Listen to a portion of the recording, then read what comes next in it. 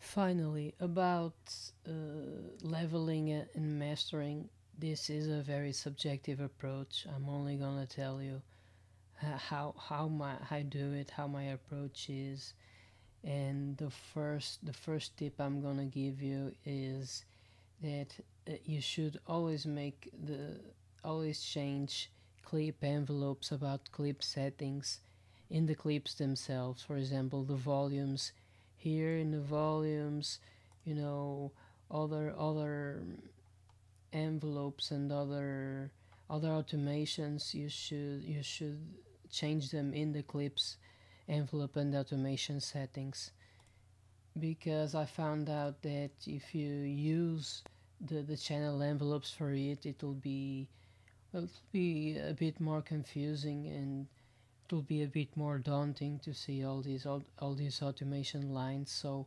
I always change volumes and transpositions and any kind of clip automation in the clips themselves, instead of the automation lanes in the tracks.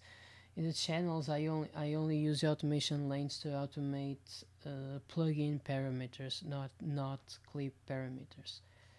So about volumes, what I usually try to have is that I need to have a good sounding beat. After all, this is dance music, so I always try to have the beats in the volumes that it's clearly audible. And the same way for the vocals. They're based in pop music, and vocals are very important in pop music. Vocals should be clearly audible as well. So if you can't really tell the lyrics of a vocal, it's probably because it's too low in volume, or you're trying to pair it with a too dance of a riff or of a melody, and you should try maybe a simpler vocal, or maybe raising it up, or even not pairing that part of the melody with any vocal at all, because if it's too dense, it's really hard to find space and carve space to put a vocal in there. So anyways, the rest of it is it's pretty subjective.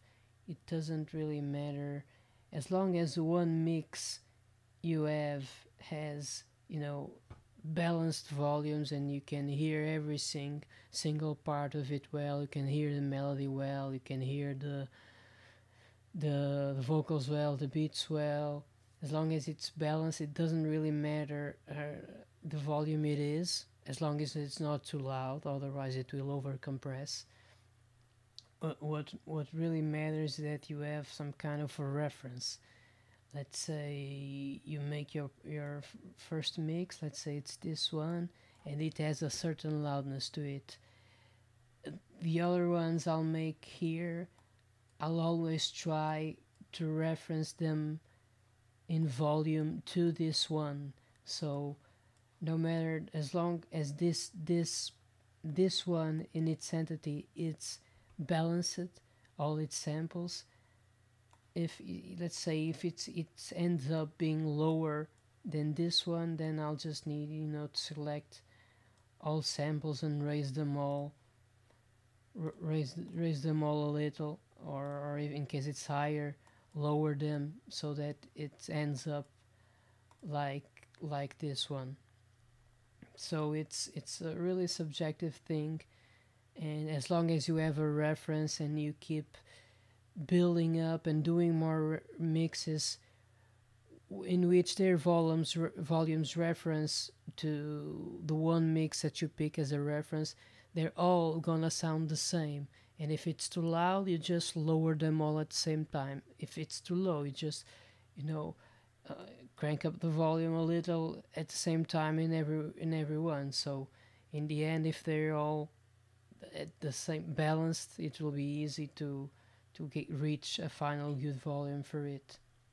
So that's all about volumes, and I will talk about now how I have the mastering. Let's say it's not really mastering, just some compressing and side chaining. in order to try to carve the most space possible in the sample so that everything fits, the best possible. Let's start with the percussion setup. In each channel I have an EQ8, but it's just here in case I need it. I haven't used for this whole set, I haven't used it. Same for Pacekeepers, but in the group bus I did use it, and I rolled off the lower, I guess below 40 Hertz. I rolled off any sub bass, and I also have a limiter. Same goes here for Pacekeepers, but I did a bigger roll off. I rolled off everything below 300 Hertz because I only want the hi-hats. These are just Pacekeepers, and if there's some bass in it, I'm rolling all off. And then I have a limiter. This limiter is just so that I don't get any overflow, but generally any sample I have here, I won't have it in a volume that's over 0 dB fs, so these limiters are just for percussion. What I have is that I'm sending, let's see here, and returns. I'm sending both the Pacekeepers bus and the Beats bus to this one return, which is percussion. This, I only use this to mix percussion together. I have a limiter here. It's like a hard compression. I could use a compressor and have a more particular setting, but I would figure it out. It would be just too many compressors thrown around. I already have a lot, and compressors use a lot of CPU cycles, so what I use is a limiter, and then use the volumes for